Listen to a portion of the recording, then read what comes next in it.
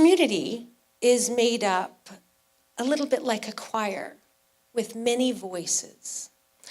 The first two voices you will hear from tonight have an idea, a brilliant idea that they want to share with you.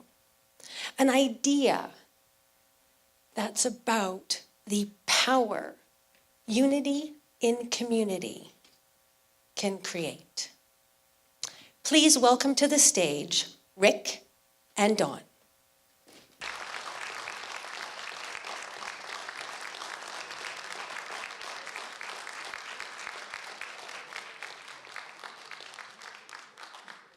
On November 12th, 2009, an idea was put forward that has the potential to change the world. Really?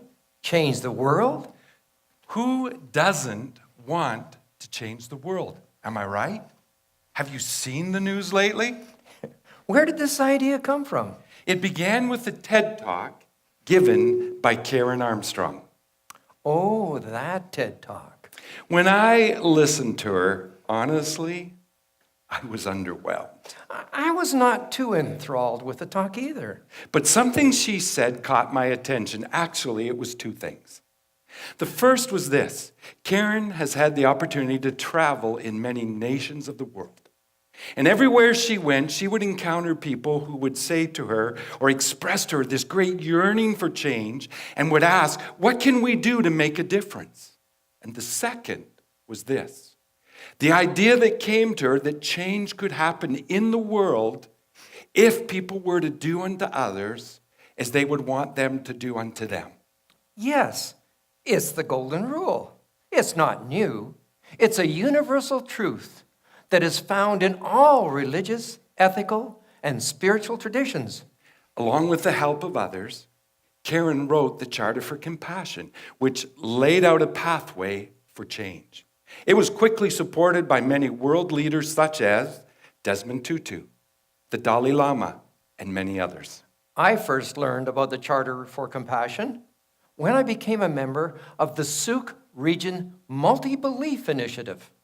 This group is centered on the same principle of the Golden Rule, including respect for our diversity and an openness to share, to listen, and to learn without judging. I remember my first meeting with this group. It was at Little Vienna. I came quite warily. I wasn't sure if the idea of this group was to have some kind of a kumbaya moment. You know, people of different backgrounds, belief, and interests, all, standing there holding hands, singing together, or whether something more substantive would come out of it. It's quite a diverse working group. Members are a theosophist, A Buddhist, a yogi, a humanist, naturalist, a sociable hermit, a seeker, a Bahá'í. and a follower of Jesus. I was attracted to the idea of the Charter for Compassion being a way in which we could work together to help Sooke be a city of compassion. But I must admit, I had a little trouble with the Charter when I first read it. I did too. You see, the Charter places compassion, as expressed in the Golden Rule, at the heart of all religious, ethical, and spiritual traditions. And you see, this pushed at my faith, and I need to explain. When Jesus was asked, what's the greatest command? What's the thing that's most important for a person to do? He didn't say, do unto others as you would have them do unto you. He told his followers first, love God with all your heart, soul, mind, and strength, and then love your neighbor as yourself. Yes, I agree. That pushed at my faith, too. When I first started reading the Charter, I immediately began to wordsmith it, to soften some of the language that I thought was too negative. But then I stopped.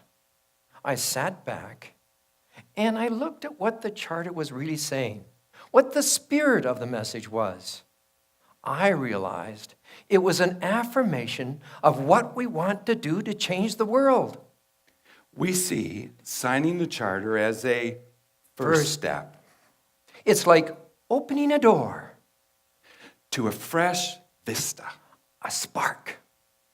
The charter is about changing minds and hearts.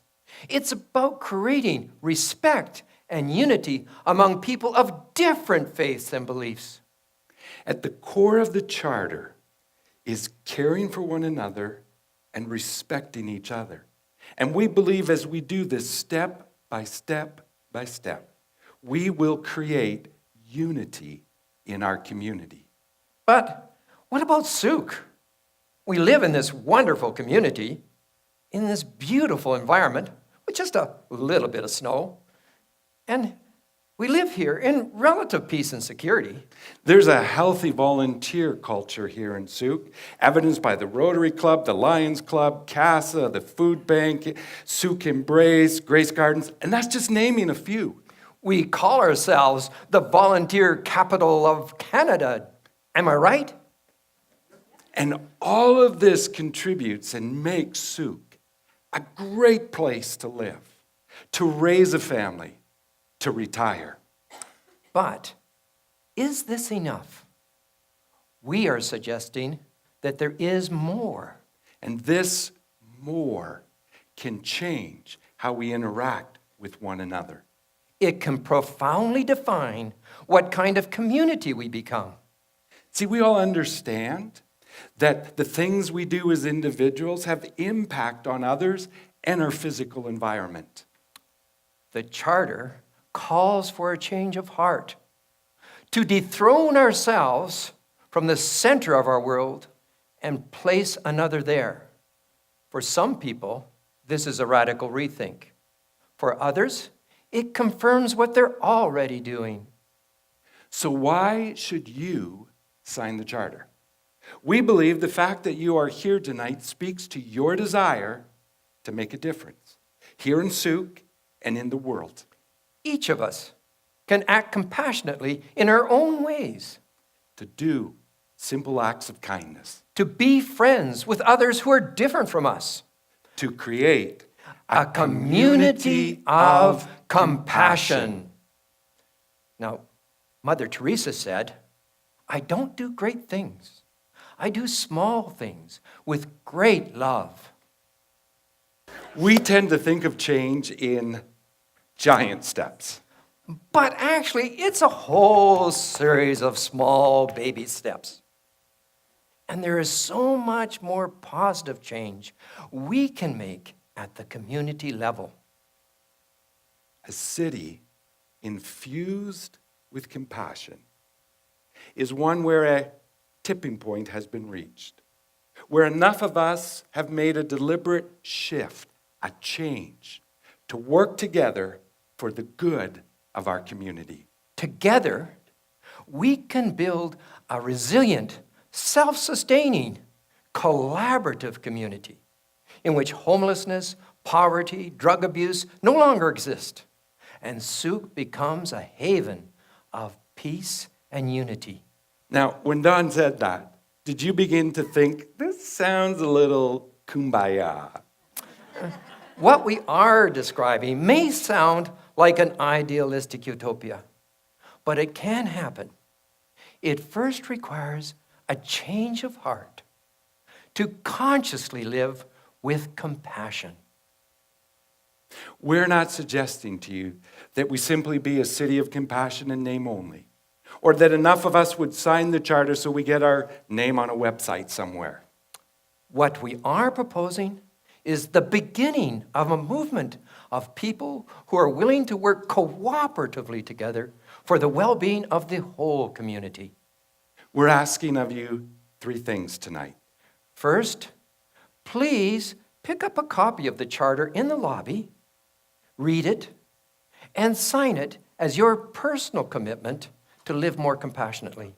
Second, please go to the Charter for Compassion website and sign your name online. It'll take you less than 1 minute to do so. But when you do this, you will connect to this international organization. Third, tell us you've signed the charter. Email Sooke Transition so that collectively we can all move forward to creating a city of compassion. John F. Kennedy said, One person can make a difference. I believe this to be true. Our question to you is, If one person can make a difference, then what impact can a whole community make? this is more than kumbaya. Good night.